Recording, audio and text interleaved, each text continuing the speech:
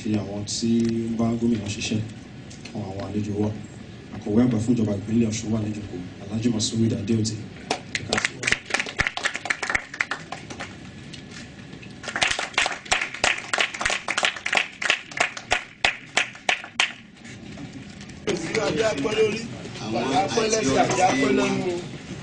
àwọn àti olórí wọn. Mayor àti àwọn ìgbìmọ̀ tí wọ́n bá mayor wá, kábíyèsí Olúkòyí ti Àjẹsẹ́, ọ̀rẹ́ mi àtàtà olóyè Tolúlàṣẹ àti àwọn ìgbìmọ̀ kábíyèsí tí wọ́n wá, gómìnà, kábíyèsí tí wọ́n jókòó yìí láti pé wọ́n ń pè wọ́n ní Abẹ̀sán. Ìdí Abẹ̀sán ni wípé bàbá tó bí wọn ọmọ 9 ni wọ́n bí lẹ́ẹ̀kan ṣoṣo bẹ́ẹ̀ jọ kan ọmọ 9 lóbìnrin kan obìnrin kan lẹ́ẹ̀kan lẹ́jọ́ kan ọmọ 9.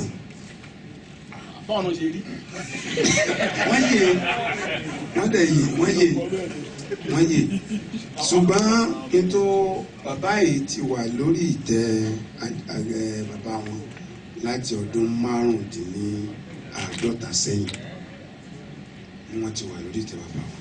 Àwọn bàbá tó jókòó yìí àwọn gangan fúnra ara wọn. 45 years ago. Bẹ́ẹ̀ ni mo máa ń sọ fún wọn gbogbo àti bá rí wọn nù. Mo tún kí n lẹ́ẹ̀kan. Gómìnà bàbá tó. Ọdún wo náà ṣe bẹ́ẹ̀? At what age? 1972. So at what age? Àti ní ìgbà bíi 78. Ọmọ ọdún mélòó yẹn? Ọmọ ọdún mélòó? Kábíyèsí. Ọ̀yẹ́ mi pé 75. 77. Kí ló dé? Kábíyèsí gómìnà bàbá yìí àná ti wá bí ọmọ 6 lẹ́ẹ̀kan. Òṣàré. Gómìnà àwọn gangan ti bí ọmọ 6 lẹ́ẹ̀kan látọ̀dún kan níjọ́ kan bẹ́ẹ̀ ibẹ̀fà. Bẹ́ẹ̀ ni. Ìyá ẹ̀fà náà nìyẹn. Òrìṣà náà ló dọ̀kọ̀. Lẹ́yìn ẹ̀ gómìnà wọn wá tún bí ìbejì. Ìbejì kéré sí 6. Sáré ẹni tó ṣe àfihàn yẹn ọ̀kan náà àwọn ọmọ ọba ni. Òun bí ìbẹ̀rin lẹ́ẹ̀kan. Lẹ́yìn ẹ̀ ó bí ìbẹ̀ta, lẹ́yìn ẹ̀ ó bí ìbejì, ó wá jẹ́ 9. Abẹ̀sán tó wá padà.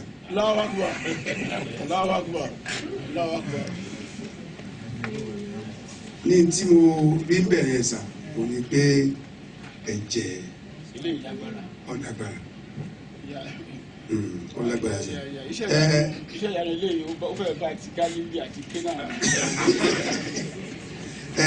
Gómìnà àná ni èmi àtàwọn ìgbìmọ̀ mi lọ pàdé wọn ní Ìdíròkò wọ́n dẹ̀ ti wà ní Ọ̀ṣun láti àná, ṣùgbọ́n láti jẹ́ kí wọ́n mọ kí ni gómìnà gbèsè àti báwo lọ́sọ̀ ṣe rí látàárọ̀ àti káàkiri àti wọn káàkiri àwọn iléèwé àti ẹ̀ẹ́sì àti wọn lọ àjẹ Mandela Park lẹ́yìn yẹn tàwa lọ júbọ Ọ̀ṣun. Bẹ́ẹ̀ tí wọ́n rí ó yà wọ́n lẹ́nu ni wọ́n dẹ̀ dùn torí mayor tí wọ́n jókòó yìí àwọn 9 ni wọ́n jẹ́ mayor ní Republic of Benin, ṣùgbọ́n mayor general ó wà, ẹni tó jẹ́ igbákejì mayor general lord mayor tí wọ́n pè ní lord mayor ó wà lọ kan wá but ẹni tó sojú wọn yìí but ó ní igbákejì lord mayor, ṣùgbọ́n àwọn councillor àwọn mayor àti àwọn councillor ni wọ́n sojú gbogbo lord mayor àtàwọn cabinet ní Republic of Benin. Wọ́n ní àwọn tí wọ́n fẹ́ sọ, ṣùgbọ́n mo rí wípé a lè ṣe òòṣàlódò kí làbẹ̀làbẹ̀ mọ́mọ́ a mọ̀ pé wíwá tí wọ́n wá yìí àwọn wà mélòó kẹta. so wíwá tí wọ́n wá yìí gómìnà a mọ̀ pé ó gbọ́dọ̀ jẹ́ ti àṣà àti ṣe ló jẹ́ kí o pe ẹsẹ̀ kọjọ tourism láti kún wa lọ́wọ́ láti jọ ṣe gbígbà wọn lálejò yàtọ̀ fún lílọ bí tí wọ́n lọ wọ́n ló ti dé Ministry of Culture and Tourism wọ́n ti bá wọn ṣèpàdé wọ́n ti fi àwọn nǹkan àṣà wa hàn wọ́n láti jẹ́ mọ̀ kọ́ mọ̀ pé ilé ni wọ́n wá. Yàtọ̀ fún eléyìí sà a rí wípé inú àwọn ọmọ òkàn bíi méje tí ó wà ní tọkàn bíbí mẹ́ta ló wà ní Republic of Benin àwọn náà ni Onípópó Alákétu àti Onísàbẹ́. Ìbáṣepọ̀ Ọ̀ṣun àti àwọn èèyàn wa ní Republic of Benin ìgbà tí ó fìdí múlẹ̀ nígbà Oòduà Àwọ̀jírẹ̀dè tí a ṣe láti gbà yẹn ní àtìtòlúlàṣẹ láti close láti gbà yẹn láti wà papọ̀ gómìnà àṣà àti ìṣe bí wọ́n sì gba ìjọba àwọn òyìnbó amúnisìn tí wọ́n jẹ́ British wọ́n ní àkàsí sí ọba àti tó jẹ mọ́ ọba ṣùgbọ́n àwọn friend wọn àti ẹ̀ ní àkàsí kankan sí ọba wọ́n fẹ́ pa ọba yẹn. Nígbà tí a lọ sí Republic of Benin ó panilẹ́kún wípé Onípópó yóò bá jẹ́ ọmọ kejì àjọ ọmọ kẹta náà mẹ́tẹ̀ẹ̀ta tó wà ní Republic of Benin kábíyèsí gómìnà kẹ̀kẹ́. Olúwa àti ìgẹ̀ Olúwa máa bá ọ̀kọ̀ọ̀kan yín kí ìkẹ́ Olúwa àti ìgẹ̀ Olúwa máa bá yín. Wọ́n kàn fẹ́ rán ọmọ rere ọmọ dáadáa Ọ̀gbẹ́ni Arẹ́gbẹ́ṣọlá Rauf mo fẹ́ rán létí ọ̀rọ̀ kan. Ìgbà tí à ń ṣe Children Day kò sí ọba tí ò wá láti Benin Republic tọ́jú wa inú wa sì dùn nítorí nígbà náà èmi ni alákòóso gbogbo àwọn ọba ti ilẹ̀ Benin coordinator national coordinator fún gbogbo àwọn ọba Benin la fi wá bí pẹ̀lú ọ̀rẹ́ yín gidigidi tó ti dọ̀rẹ́ yín nísìn gan-an tó jẹ́ olóyè tèmi Tolúlàṣẹ ọmọ mi tó jẹ́ Tolúlàṣẹ inú mi dùnnú wá inú gbogbo àdùnjọ́ náà gbà tí mo kí Ọọ̀ni tí wọ́n lọ tí wọ́n ti wà lọ́dọ̀ Ọlọ́run nísìn tó ti wà jù tí mo kí bàbá Aláàfin bàbá ń sọ fún Aláàfin sọ́gbà kábíyèsí gọ́fìnà mọ̀mọ́ ní ó sì kí mo pé ṣó ọkùnrin máa ń ràn án gọ́fìnà má bínú o ó kọ ní òwẹ́ o ó mọ̀mọ́ rí Ẹgbẹ́ṣọlá gbogbo ògbà ló mọ̀ Ẹgbẹ́ṣọlá tí gọ́fìnà bá rántí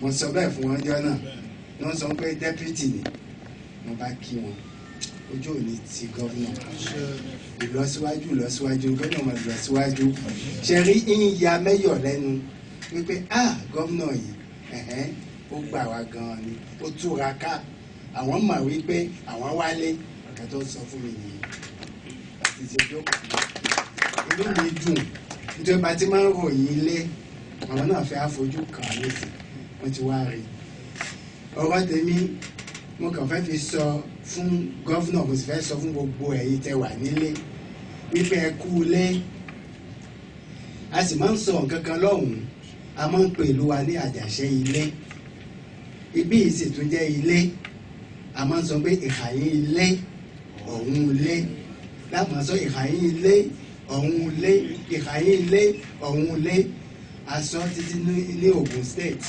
tàbá ti lọ ní Ogun State lọ́dọ̀ Gbẹ̀ngà Daniel wọ́n máa sọ pé tàbá ti lọ pé ìyẹn ilé o ọ̀hún ilé èyẹ ni wípé ìgbà tí àwọn òyìnbó tí wọ́n pín ìlú adúláwọ̀ yẹ́lẹyẹ̀lẹ tí wọ́n tú wa ká ìjẹ́ wọ́n lè pín ẹ̀jẹ̀ ìjẹ́ wọ́n lè pín àwọn ọmọ ìyá tí ẹ bá wo ní ilẹ̀ kan wà tó ń pè ní ìṣálẹ̀ ìṣálẹ̀ yẹn ó nasẹ̀ títí dé Benin ó èso nasẹ̀ títí wọnú Nàìjíríà ọba yẹn inú Benin ló wà wọ́n pẹ̀lú kan ní Ìlara tó wà ní Nàìjíríà ó nasẹ̀ dé Ìlara Benin ó tún ní Ìlara Nàìjíríà palace ti ọba Ìlara ó wà ní agbègbè méjì Nàìjíríà pẹ̀lú Benin kódà ibi tí ọba ń sùn ní orí bẹ́ẹ̀dì ọba ti ọba Ìlara bẹ́ẹ̀dì ẹ̀ tó bá ń sùn yóò máa kọ orí sí Benin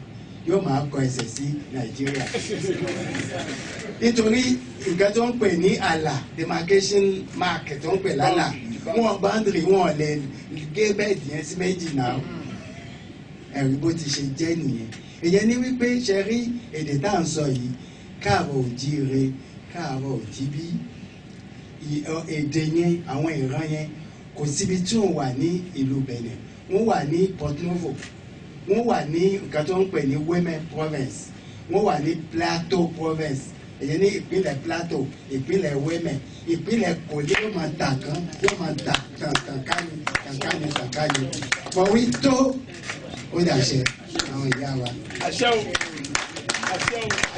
òun ní pé lákọ̀ọ́kọ́ ọ̀rọ̀ mi akí ilé akí gbogbo yín ẹ kú ìtọ́jú wa a sì tún kí pàtàkì àwọn ọlọ́rẹ́bù tí wọ́n pàdé wa ní fàájà títí lóní tí wọ́n fi wálẹ̀ a kí wọn jù kíkí wa ní pàtàkì ní fún gómìnà wa ẹni àpọ́nlé àgbọ̀ òyìn a máa ń rí ilé òní pé a rí lónìí a rí pé ohun táyà fi júwe yín bẹ́ẹ̀ ni tó tọ́nà sọ ẹ mọ̀ ga àfikún ni ẹ̀yìn rẹ̀ yìí láìláì ẹ̀mí gbogbo àlàáfíà ọlọ́run tó bọ̀ fún mi. Lord Mayowa tó jẹ́ ọ̀gá pátápátá torí àwọn mẹ́sàn-án àwọn mẹ́jọ la jẹ́ Mayo lábẹ́ ọ̀gá wa ní Lord Mayo Mayor ó gbọ́dọ̀ wá ìjókòó yìí ní òní àmọ́ ó tún pàtàkì ó ní kí ká present excuse tó ń fún yín ọlá ń pé ààrẹ ìlú wa president Baptiste Talon ó fẹ́ ṣe àwọn iṣẹ́ kan sí Àjàṣẹ́ lápèjúwe títì ńlá kan wà tó kò ní Àjàṣẹ́ tí ó lọ títí Kétu lọ́hùn òní náà fẹ́ fi kíní ẹ̀ sílẹ̀ lọ kò sì lè filẹ̀ ìjọ Jímọ̀ tó wà lọ lópin pé òní tí ń jẹ́ máa di 25 ní pé àwọn gbọ́dọ̀ ṣiṣẹ́ yẹn pọ̀ ohun tó fà ní ó dùn látàwọn kan pé wà ní pé báwọn la gbà èyí ni ó ní kí ká kí kẹmọ́ bínú kì í ṣe tàfojúdi tó wọn fi wá bí torí òun gbọ́dọ̀ wá bí ní àkọ́kọ́ yìí lẹ́yìn wọn gbà náà ó sì tún ní ká jí àwọn iṣẹ́ mélòó kan fún yín mo kà ní pé àkọ́kọ́ ó kó àwọn dọ́kúmẹ́ntì kan fún wa ní pé ká kó fún yín.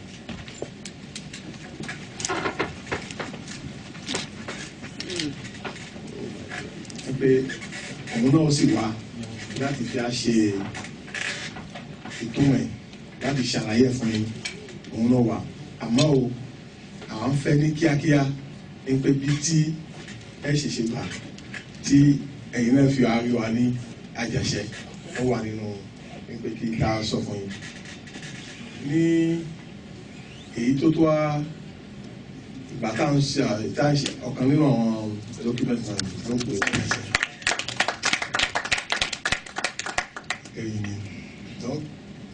Èyí tí mo ní àfikún náà ni pé ẹ jẹ́ kí n fọ ẹṣẹ́ jẹ torí disco náà yẹ kí n kà ẹ bá yọ̀ǹda ni o ẹ ṣeun bẹ́ẹ̀ sí o. Madame la chargée de mission du maire de la ville de Port Novo, Monsieur le directeur de la culture et du patrimoine, Sa Majesté le roi de Onikoyi de Port Novo, chère population d'Osun Street, honorables invités, mesdames et messieurs. Je voudrais avant tout propos remercier le gouvernement d'Osun Street, particulièrement son Excellence Ogbeni Raouf Adesoji Aregbesola, pour l'accueil et l'hospitalité qui ont été réservés à la délégation que je conduis dans votre État, tête culturelle et berceau des civilisations Yoruba. Cet accueil nous montre à plus d'un titre que ici, nous sommes à la maison. Terre d'accueil, la terre de nos ancêtres et de la civilisation Yoruba. Nous venons d'Agacher, terre sur laquelle l'alphabet d'Oduduwa a été révélé. Mes remerciements vont au comité d'accueil et à tous ceux qui ont facilité la réussite de cette mission qui ouvre une nouvelle ère dans les actions de partenariat sud-sud que la ville de Porto-Novo entend développer. Je voudrais adresser de vive voix mes chaleureux remerciements au gouvernement d'Osun Street qui a accepté spontanément nous accueillir dans cette belle région du Nigeria. Chers frères et sœurs d'Osun, ce mardi, 25 juin 2017, est un grand jour pour nos communautés car nous venons ici avec joie et bonheur pour planter avec vous une graine d'amitié et de partenariat. Ce partenariat, nous voulons le fonder sur nos richesses culturelles communes. La visite d'échange et d'amitié que nous effectuons aujourd'hui est une étape clé d'un processus de réalisation d'un jumelage entre nos deux territoires. Osun est le premier État Yoruba qui nous accueille pour la mise en terre d'un tel partenariat avec une commune africaine. Ce déplacement se présente comme une occasion pour les deux communautés de s'ouvrir l'une à l'autre, d'échanger les expériences et les pratiques, d'apprendre et de jeter les bases d'une future coopération décentralisée. Il permettra à la ville de Porto-Novo de découvrir la dimension culturelle, touristique et administrative d'Osun Street. Chers frères et sœurs, c'est le moment de saluer la contribution, le dynamisme et la vision du roi d'Agacher, le roi Onikoyi et ses ministres, sans qui cette coopération décentralisée n'aurait pas pu se faire avec toute efficacité. En vous renouvelant mes remerciements pour cette mobilisation exceptionnelle qui témoigne de votre attachement à notre ville, Porto-Novo, capitale du Bénin, nous vous invitons à effectuer très prochainement une visite similaire à Porto-Novo pour sceller davantage le lien contacté aujourd'hui. Vive les civilisations Yoruba, vive le gouvernement d'Osun Street, vive Porto-Novo, capitale du Bénin, vive la population d'Osun Porto-Novo. Je vous remercie.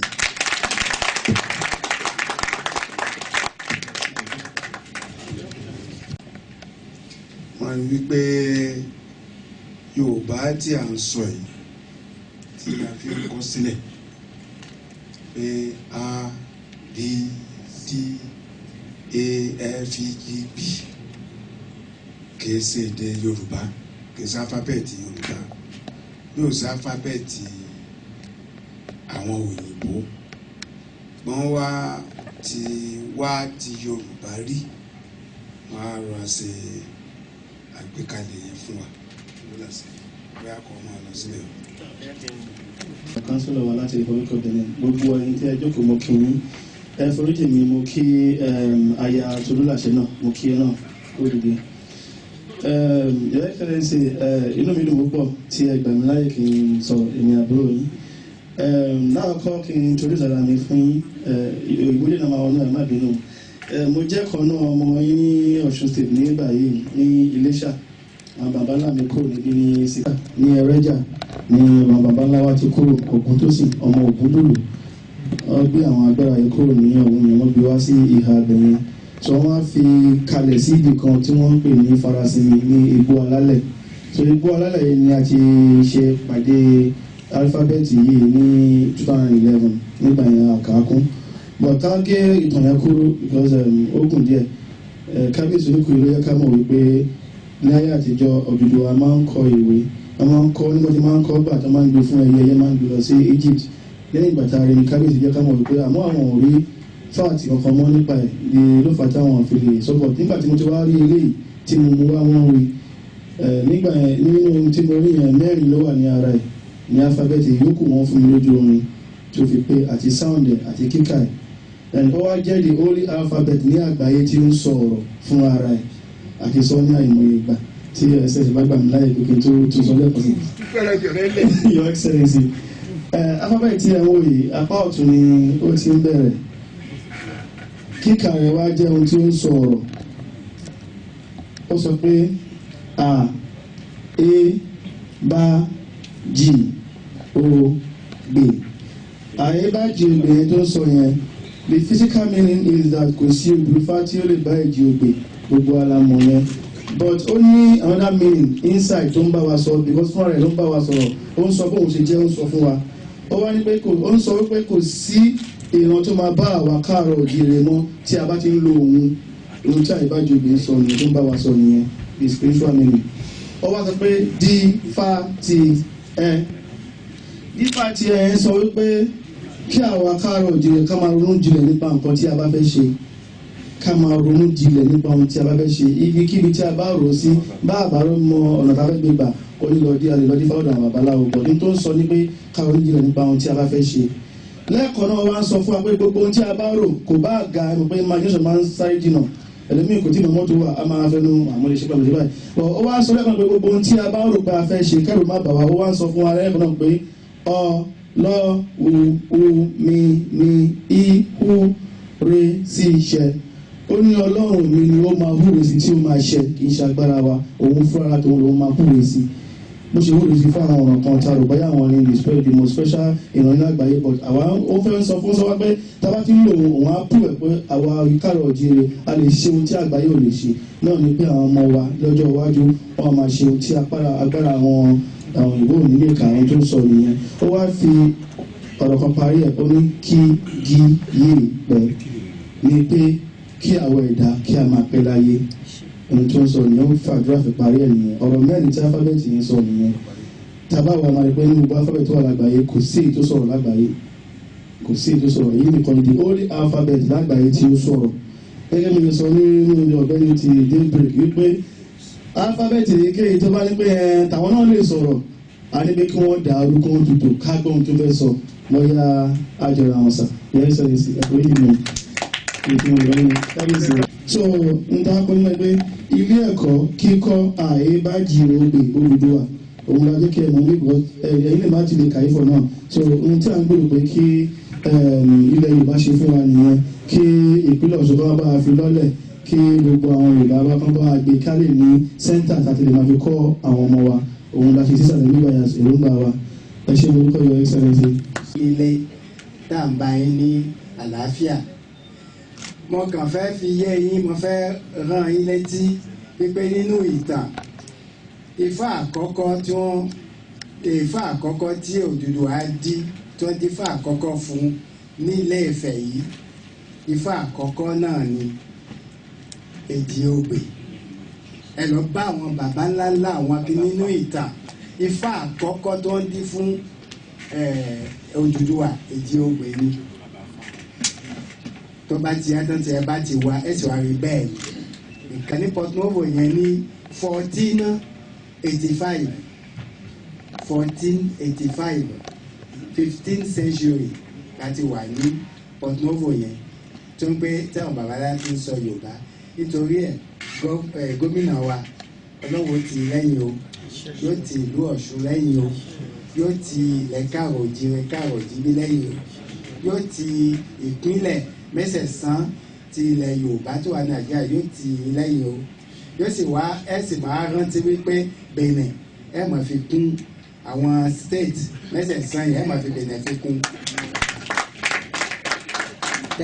يكن له شريك في الملك لم يكن له ولي من الذل وكبره تكبيرا سبحان الله والحمد لله ولا إله إلا الله الله أكبر Allahu akbar. Allahu akbar. Allahu akbar. Allahu akbar kabira. Wala hawla wala quwwata illa billah. Wala hawla wala quwwata illa billah. Wala hawla wala quwwata. Ohun tí mo wí ní èdè Lárúbáwá ni pé mo wá ìṣọ́ lọ sọ́dọ̀ Ọlọ́run. Wọ́n á ní mo bẹ̀rẹ̀ lórúkọ ẹ̀. Wọ́n ní táǹtì ẹ̀ táǹtì ẹ̀ ń pè lọ́lọ́run yìí gan-an. Ọlọ́run náà ní gbogbo ọpẹ́, gbogbo ìyìn, gbogbo wárìrì. Òun ló wà lọ́dọ̀ ẹ̀. Kò séèyàn kan tí a lè sọ yìí pé ọpẹ́ tọ́ sí tó ju Ọlọ́run lọ. Tó tẹ̀ tọ́ lọ́hùn. Kò séèyàn kan tàbí pé iyì tọ́ sí tó tọ́ lọ́hùn. Kò séèyàn kan tá a lè sọ pé ìwárìrì tọ́ tó tọ́ lọ́hùn. Torí Ọlọ́run náà kò gbogbo nǹkan tá a máa ń kà sí yóò jẹ́ nǹkan kan lọ́dọ̀ ẹ̀. Ẹnìkan bí ọmọ 9 lọ́jọ́ kan ẹ̀rù ń bà wá báwo ló ṣe bí Ọlọ́run yìí. Àwọn tó bí lọ́jọ́ kan ò ṣe é kà. Ó bí èèyàn tó pọ̀ lọ́jọ́ kan, ó bí igi tó pọ̀ lọ́jọ́ kan, owó òkúta tó pọ̀ lọ́jọ́ kan, kò sí wọn tí ò tiẹ̀ ṣe é kà. Bàbá àjẹ́ tó bí ọmọ 9 lọ́jọ́ kan tó yìnbọn bá gbọ́ á fi sínú museum. Àná máa fi sínú museum bí tó ń yọ̀ dédé. Ọlọ́run táwọn sọ yìí kò fọmọ jọlọ́n, kò fọjọ́ orí jọlọ́n, kò fi pé ó rẹwà jọlọ́n, ó jọlọ́n torí kò lọ́lọ́n. Mo á ní Ọlọ́run náà mo lóun ló tóbi jù ó, mo lóun ló tóbi jù ó, mo lóun ló tóbi jù. Mo ní kò wá ságbára kan lókè àtilẹ̀ nínú omi lófurufú tí ó tún sọ lọ́wọ́ pàtó máa sọ yẹn tán. Ẹ jẹ́ kí ẹ̀yin tí kíkí yẹ nínú àpéjọ yìí. Mo kí akọ̀wé àgbà ìjọba Alhaji Mas'ud Adéòdì ẹ ṣé gbogbo gbà. Mo kí àwọn ìgbìmọ̀ aláṣẹ wa tó wà ń bí. Mo kí aláṣẹ gbogbo níṣe ní tiẹ̀. Tí bá ní kó máa ṣọ́ ibi ìsìn kò níṣẹ́ mi a máa ṣọ́ náà ní gbogbo níṣe, aláṣẹ gbogbo níṣe. Ọ̀rẹ́ mi dẹ̀ tún ní ọ̀nàrẹ́bù Múdà Fẹ́r Tóògùn kárí Ìwó Olódò Ọba. Mo kí olùbánidámọ̀ràn lórí ọ̀rọ̀ àṣà àti ètò ìgbafẹ́ ìyáàfin Táíwò Olúga kí o. Mo kí olùdarí àgbà fún ilé iṣẹ́ tó ń mójútó ìbáṣepọ̀ àti ìdáṣẹ́sílẹ̀ ní ti aláṣepọ̀ ọ̀mọ̀wé Charles Akínọlá. Mo máa ń pèrò ọmọ bàbá bishop, èèyàn gidi ni ó kàwé, ọ̀jọ̀gbọ́n ni ọ̀jọ̀gbọ́n ọmọwé ìdọ̀jọ̀gbọ́n ọmọwé Charles Akínọlá. Ó ṣe o èèyàn dáadáa ni ó ṣiṣẹ́ o. Mo wá kí àwọn ọ̀rẹ́ mi tó wà ń bí, àwọn náà ògbóǹtarìgì alátìlẹ́yìn wa náà jẹ́. Síkírù Ayédùn ara wọn ni ó ṣe ọlọ́run ní fẹ́lẹ̀. Abímbọ́lá Dáníyàn ara wọn ni ẹ ṣé o. Dáúdà Ládípọ̀ ara wọn ni. Sọ́dọ̀ wà ń bẹ̀ àwọn tó bá wà ń ṣiṣẹ́ ni àwọn olóṣèlú tó bá wà ń ṣiṣẹ́ ni wọ́n rí bí sáàsì táàsì wà ń bẹ̀ ọ̀nà wà ń bẹ̀. Ọ̀rẹ́ mi kan náà kò bá wà ṣiṣẹ́ ṣùgbọ́n ọ̀rẹ́ mi ni ara àwọn ọ̀rẹ́ mi gidi Tọ́kẹ́ Bẹ́ǹsì lẹ́yìn Tọ́kẹ́ Bẹ́ǹsì orin dáadáa lé ní ìgbà tó pé wá ṣùgbọ́n a máa sọ yẹn pẹ̀sẹ̀pẹ̀sẹ̀ ó ṣe kú dìde. Wá kí àwọn tó ń bá wa ń ṣiṣẹ́ ní ti iṣẹ́ ìjọba àwọn wọn níbi lọ́ndì wọn tí wọ́n bá lọ kọlu pàápàá ìjọba mi tó gbèsè bàbá fẹ̀yìntì náà máa kúrò níbi ní wọn àwọn náà ń pè àwọn òṣìṣẹ́ ìjọba ni wọ́n pọ̀ rẹpẹtẹ àwọn làwọn obìnrin tó ń jókòó wọn kọ́lọ́kọ́ wọn síbi ṣùgbọ́n akíyò ẹ ṣe àjíǹdàrà máa jẹ́ ẹ ṣe o ẹni ọkọ ọba àdá ọba búlálà ọba gan búlálà torí tọkọ pọ̀ dáadáa pọ̀ búlálà ọ̀dà náà nà. Olùdarí gbogbo ètò iṣẹ́ ní ilé iṣẹ́ tó ń mójútó èrò àṣà àti ètò ìgbafẹ́ ọ̀gbẹ́ni Samuel Adeniyi ẹ̀ṣẹ̀ ògbólódé torí ìjọba àgbàlódé ní mayor mo fẹ́ sọ Yorùbá gidi nílé mi olùdarí ti ìgbàlódé orílẹ̀-èdè Benin ọlọ́lá jùlọ Raji Abdulhakeem salamu aleykum salamu aleykum orúkọ yẹn gbogbo ẹ̀ ló púpọ̀ ní tiẹ̀ Raji Abdulhakeem kábíyèsí adé apẹ́ lórí bàtà apẹ́ lẹ́sẹ̀ àṣẹ apẹ́ lẹ́nu òyìnbó kún wá wá ọlọ́run ṣé kò gẹ́ ìpadà wọ́n sí ṣáájú má bínú ló ṣe pé mi ò French mi ò já dáadáa mo lè ṣe ní class 3 o ṣùgbọ́n olómìnira èkúté lè répété èkúté lè répété ìgbà táwọn èkúté lè répété èkúté lè répété ojojú yìí ìgbà táwọn àdéhùn wọn akọ French mo mọ èkúté lè répété èkúté lè répété èkúté lè répété ojojú yìí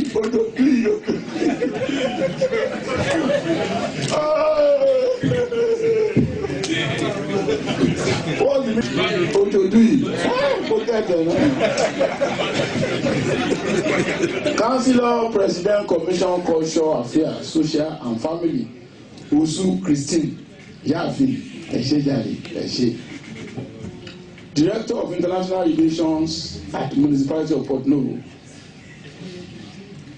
Yognome Olùsibọ́s ṣé mo gẹ́ ẹ̀jẹ̀ bẹ́ẹ̀ kọ́ ẹ̀ṣẹ́ àjókòó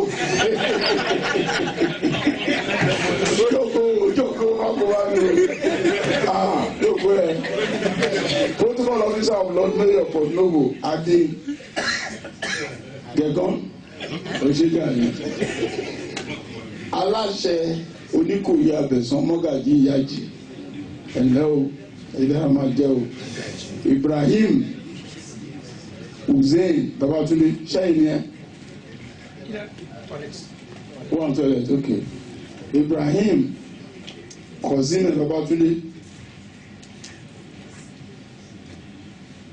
Zumvu Donald pẹ̀lẹ́ o Adande Flotin Avognon Marseille ẹ̀ṣẹ́ o Ìyáàfin Rónkẹ́ Tolúlàṣẹ Ìyáàfin ẹ̀ǹlẹ́ o ẹ̀ǹlẹ́ máa jẹ́ o ọ̀rẹ́ mi olóyè Tolúlàṣẹ Ògúntósìn ṣe o ọmọọba Abdullahi Afọláyan Jamiu ọmọọba ṣe o Ògúnṣúàdà Taofik Olúwaṣeun ẹ̀ǹlẹ́ akínyín ọlọ́àbá akínyín ẹni tó fi ilé àtọ̀nà ẹ̀ lẹ̀ tó wá ṣe onídémọkágò tó wá kí èèyàn òun ló ṣiṣẹ́ ṣe níbi tẹ́ fi lé yín lẹ̀ tẹ́ fọ̀nà yín lẹ̀ ẹ bá wa jókòó tẹ́ wá kí wa ọlọ́run á kí ẹ̀yin náà inú wa dùn púpọ̀ láti gbà yín lálejò wọn àwọn méjì tá a gbọ́dọ̀ kí àwọn ní ọ̀nàdọ́gbò tó ògùn àti Tolúlàṣẹ mo láti dárúkọ ọ̀nàdọ́gbò tó ògùn èyí pé ó jọ mí lójú ní 2012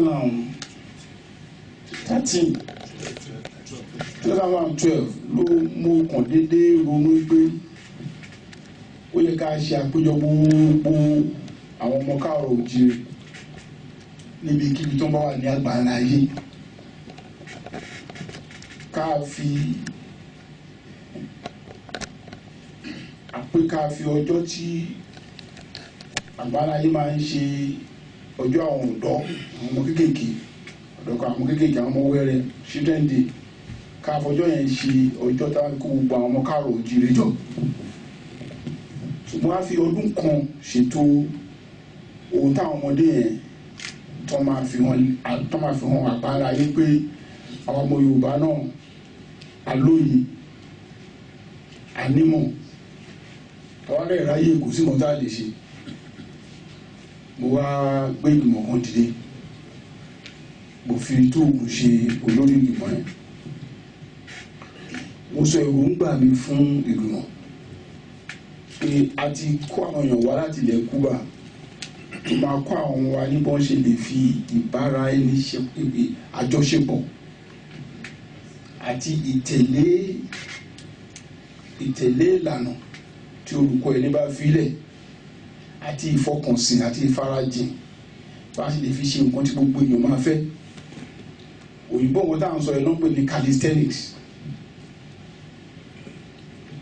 Ó kó àwọn Cubans wá láti wá kọ́ wọn, ó bá wọn níbi 9 months wọ́n fi ṣiṣẹ́ yẹn. Ṣùgbọ́n bá a ṣe ń ṣe lọ́nṣà káàkiri Tóògùn bó ṣe gbọ́ ó sọ bó ṣe máa ṣe. Kò sí ilẹ̀ tó ti ń sọ Yorùbá ní orílẹ̀-èdè Nàìjíríà àti Benin tí Tóògùn òde. Kò sọ́ba Yorùbá tí Tóògùn ò bá sọ̀rọ̀ ní ìlú Benin, ní orílẹ̀-èdè Benin àti orílẹ̀-èdè Nàìjíríà. Bó ṣe ṣe òye mi ó lágbára. Ó débi kan lọ́jọ́ kan wọ́n fẹ́ pa bóyá lẹ́nu dé ẹ̀bí òru, ó gbó ìlú gbọ́dọ̀pá sí mọ́hún. Èmi náà mo ti sùn díẹ̀ sí mi ó sún ara pa ẹ̀. Mo bá ìpè ẹ̀ ní aago 3 òru. Ìlú náà Nàìjíríà ló wà ó ní Ọ̀yọ́. Wọ́n ti mú un bí o, wọ́n ní ìrìn òun ìyá wọn. Ọ̀yọ́ fún wọn pé gómìnà Ọ̀yọ́ Ọ̀ṣun ló ràn wá. Lẹ́yìn ìpàrọwà tó pọ̀, wọ́n gbà kan pè mí, wọ́n bá wọn sọ̀rọ̀. Bó ṣe káàkiri ni ó fẹ́ máa rẹ ìwé ṣe wá lápapọ̀.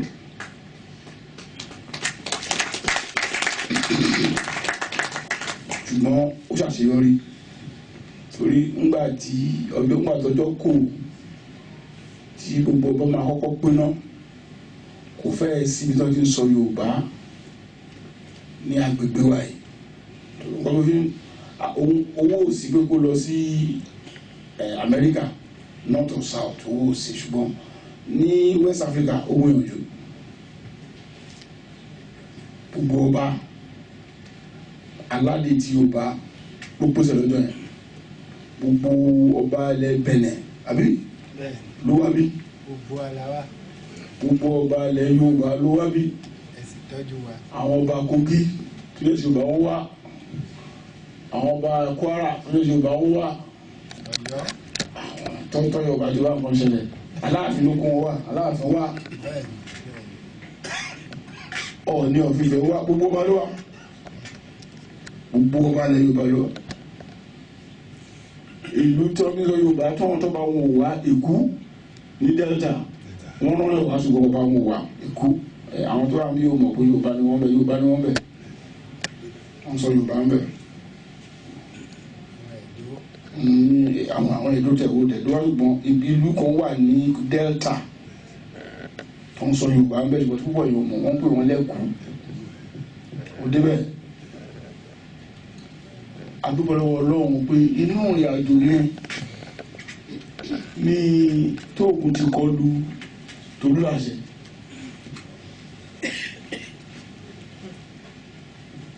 Tí ìrìn àjò yìí ti bẹ̀rẹ̀, Tolúlàṣẹ náà ó kópa pàtàkì ní ìta ilé yìí. Tàbá mú Tóògùn bí Tolúlàṣẹ, tàbá gbọ́ ọmọ Tolúlàṣẹ tó ń sọ pé ipò kíní máa dà. jẹ́ kí n rántí ẹsẹ̀ fákun tí mo máa ń lò lẹ́ẹ̀kọ̀ọ̀kan. Wọ́n ní ó ṣe mí pẹ́lẹ́ńgẹ́ ọwọ́ mi ọ̀tún, ó ṣe mí mìíní jọ̀jọ̀ ọwọ́ mi òsì. Ewé kókó méjì tó ń lura wọn pẹ́lẹ́ńgẹ́ pẹ́lẹ́ńgẹ́ pẹ́lẹ́ńgẹ́. Abẹ̀bẹ̀ òjé tí mo jọ lọ́jà tutù nínú.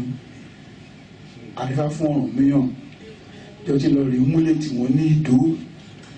Ìjẹta ni ó folú Ìdó jọba Èdùmàrè, ni ó folú Ìdó jọba Èdùmàrè, ta ni ó folú Ìdó jọba Èdùmàrè, ni ó folú Ìdó jọba Èdùmàrè. Ẹsẹ̀ bá tí Ọ̀rúnmìyàn bá wọlé nìyẹn. Ẹsẹ̀ fún Ọ̀rúnmìyàn ni jẹta ni ó folú Ìdó jọba Èdùmàrè, ni ó folú Ìdó jọba Èdùmàrè. Mo dúpẹ́ pé Ọlọ́run ràn wá lọ́wọ́, Elédùà ò fi wálẹ̀, Elédùà tí ò fi wálẹ̀ òun ló gbé lè jáde. Àyíbẹ́jì ògbè òní adé ní Ifá tí mo dá, èjì ògbè ló kọ́kọ́ yọ sí wọn. Ìyẹn ni wípé ire ni tèmi tirẹ̀, èmi kọ́ ló kọ́ Sùndé nìyẹn. Ifá tí ó dá, èjì ògbè ló kọ́kọ́ yọ sí ẹ o. Ìyẹn ni wípé ire ká má tiẹ̀ mọ́dé bí àbá sọ́lé pé nígbà tí Olúwa dé lákọ̀ọ́kọ́ Ifá tó kọ́ jáde sí èjì ògbè. Ká má tiẹ̀ mọ́dé bẹ́ẹ̀ olórin ẹ̀fẹ̀ olórin àsìkò yìí ó fi kọ́ni fún wa. Ifá tí ó dá, èjì ògbè ló kọ́kọ́ yọ sí ẹ. Ìyẹn ni wípé ire ni tèmi jẹ. Ire tèmi àṣẹ yìí o. Inú wa dùn ayọ̀ wa kún lóbi dùn púpọ̀ láti gbà yín lálejò. Lẹ́yìn ilé tá à ń ṣe àwa jẹun léwu. Sọ́n fi jẹ́ fi jùsì ṣe jọ wa bẹ̀. Jọ wa bẹ̀ ká múra jọ dání. Inú mi púpọ̀ wá rí o. Mo dẹ̀ fẹ́ fi dá lójú pé sọ̀mọ́ ni lọ́tí ń sìn ní Nàìjíríà ṣùgbọ́n a gbìyànjú lórí ilé ìjà sọ ẹ̀. Kò tó máa kàn sọ fún yín pé a ní pè ní ilé ìpínlẹ̀ Ọ̀ṣun, a máa pè ní ilé ọmọlúwàbí. Ilé ọmọlúwàbí náà. Ẹ sọ fún Lord Mayor pé tábà pé lọ́ṣun kò ní kó gbogbo Yorùbá jọ, kò sí Yorùbá tí ò ní ṣọmọlúwàbí. So ilé tá a máa pè ní ilé kíni o ọmọlúwàbí house, ilé ọmọlúwàbí. Torí àwa lọmọ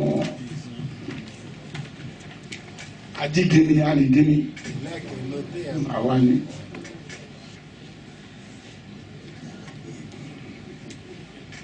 Wọ́n ní àfijú àrìn àwọ̀jà àṣegbẹ̀ndẹ́gẹ̀ ọ̀gbọ́n àwọ̀jà àṣeṣe ọ̀ṣọ́.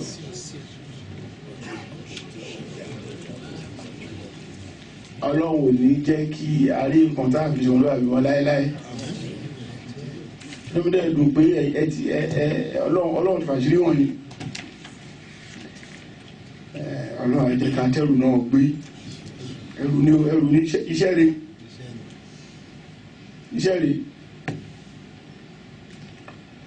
Ọlọ́run á jẹ́ ká tẹ́rù náà gbé.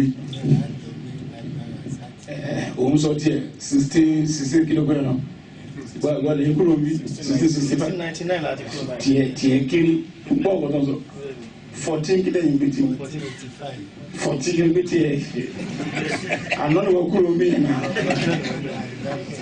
àlànà ló kú bí àná ni wọ́n kúrò bí 1490 1440 kílẹ̀ kí ni ti 1485 ẹ̀rí bí ojú ìrọ̀sẹ̀ rẹ̀. Mo bá yín yọ̀ púpọ̀. So mo dúpẹ́ púpọ̀ bẹ́ẹ̀ kò yẹ kí n dúpẹ́ kí n má tọrọ àforíjì lọ́wọ́ ẹni púpọ̀ ká tó wá bá yín.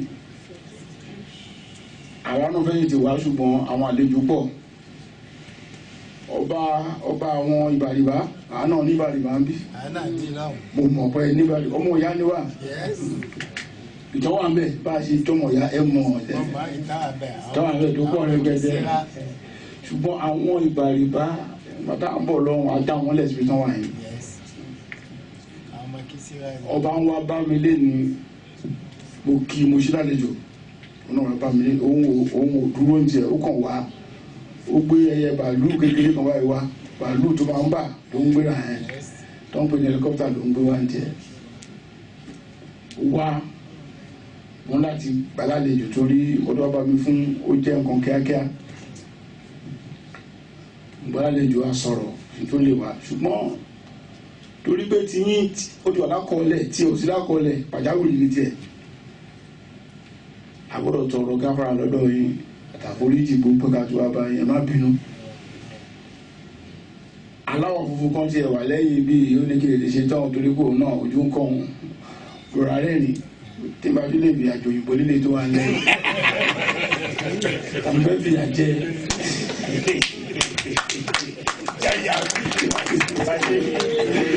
nígbà ilé ìdọ́gbọ́ náà ìlú ìjẹba pẹ̀lú sáì lálùbádùn ìgbà wo ni màá ṣe ẹ̀dùn ẹni kó jọ pé ẹ̀jẹ̀ sí rẹ̀ àwọn ìyá mi gbà sọ̀rọ̀ sí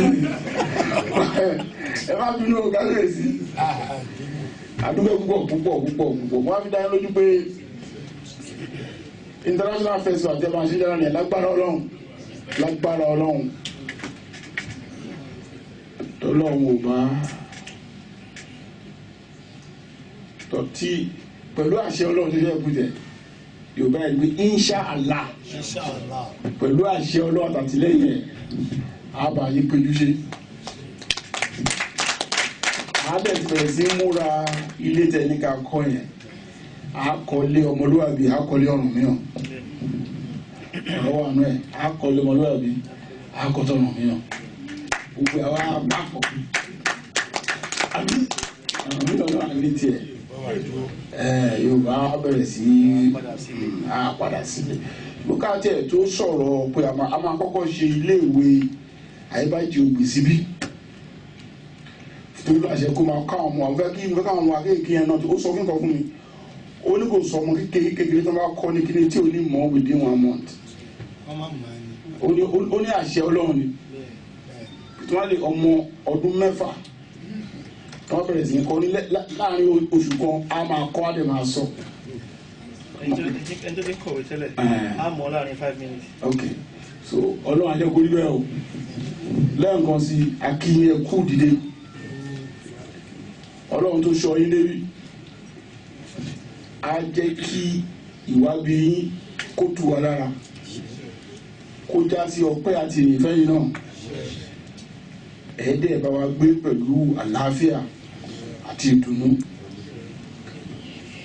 gbàgbé àtàfẹ́ padà bẹ́ẹ̀ ṣe kó lálàáfíà tí àwọn tí ò yẹ kó mọ̀ ọ́ bẹ́ẹ̀ ṣe débí ẹgbẹ́ rẹ̀ máa padà sí ilé yín pẹ̀lú ayọ̀ àti àlàáfíà àwọn tẹ́ ẹ̀ wí fún wọn ní mọ̀bí tẹ́ ẹ lọ inú yẹn á dùn o ayọ̀ yẹn á kún o ẹ̀rì bá ti ṣe ẹ̀rọ náà gbégbá o ayọ̀ àti ìdùnnú àwọn afẹ́ bá ara ṣe títí láé ẹ ṣé o àdúgbò.